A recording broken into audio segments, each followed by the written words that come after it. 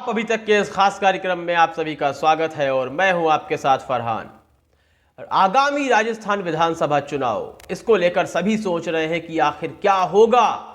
क्या राजस्थान अपनी जो उसकी रिवायत है कि हर बार सत्ता परिवर्तन करना, क्या उस पर टिका रहेगा या फिर से कांग्रेस को एक मौका मिलेगा। भारतीय जनता पार्टी के लिए पॉजिटिव पॉइंट तो यही है, सत्ता परिवर्तन।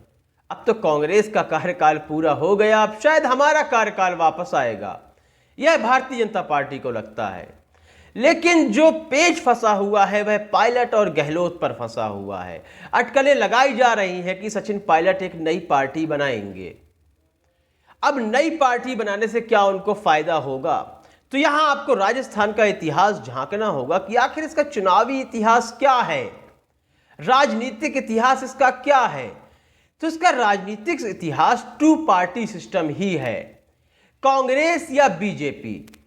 यहां थर्ड फ्रंट को कभी भी मौका नहीं दिया गया। यदि राजस्थान के राजनीतिक इतिहास पर हम रोशनी डालते हैं, नजरें डालते हैं, तो यहां कभी भी थर्ड फ्रंट सफल नहीं रहा, चाहे वह कितना भी बड़ा नेता हो, कद्दावर नेता हो। यदि वह अपनी पार्टी को छोड़कर किसी अन्य पार्टी से उसने जुड़ाव किया है तो यकीन मानिए उसे हमेशा हार का ही सामना करना पड़ा है। उदाहरण के तौर पर मैं आपको बताता हूं कि 2013 में बीजेपी से अलग हुए थे डॉक्टर किरोड़ी लाल मीणा।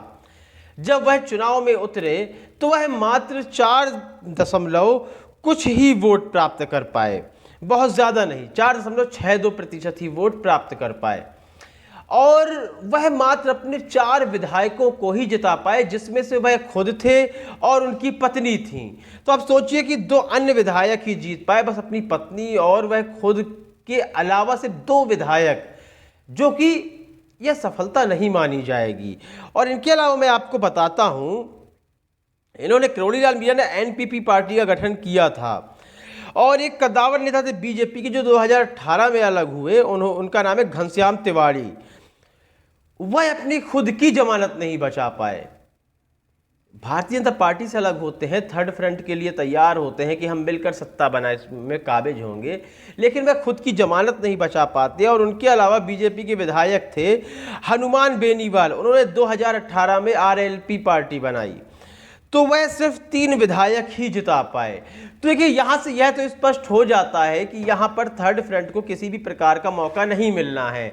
और सचिन पायलट यदि अपनी नई पार्टी बनाते हैं तो इससे वह खुद ही नुकसान उठाएंगे। उनकी मांगे हमेशा रही हैं कि उनके जो कम से कम 20 से 25 समर्थक विधायक हैं उन्हें टिकट दिया जाए। उनके अलावा भी कई अन्य ऐसे कार्यकर्ता, सदस्य और विधायक हैं जिन्हें टिकट दिया जाए।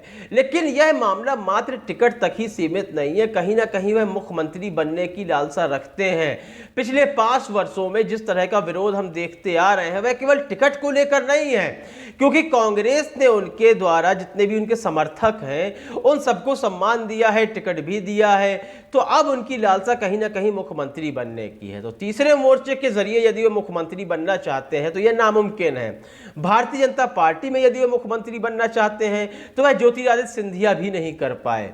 तो अब उनके पास सिर्फ एक ही मौका बचा है, एक ही विकल्प है उनके पास, वह है कि कांग्रेस में रहकर एक सहमति बनाकर चुनाव लड़ा जाए और कांग्रेस को अगर आगे ले जाना चाहते हैं तो उसके प्रयास करें। इस संबंध में आपकी राय, आपके विचार बहुत ही महत्वपूर्ण है, अपनी राय अवश्य दें।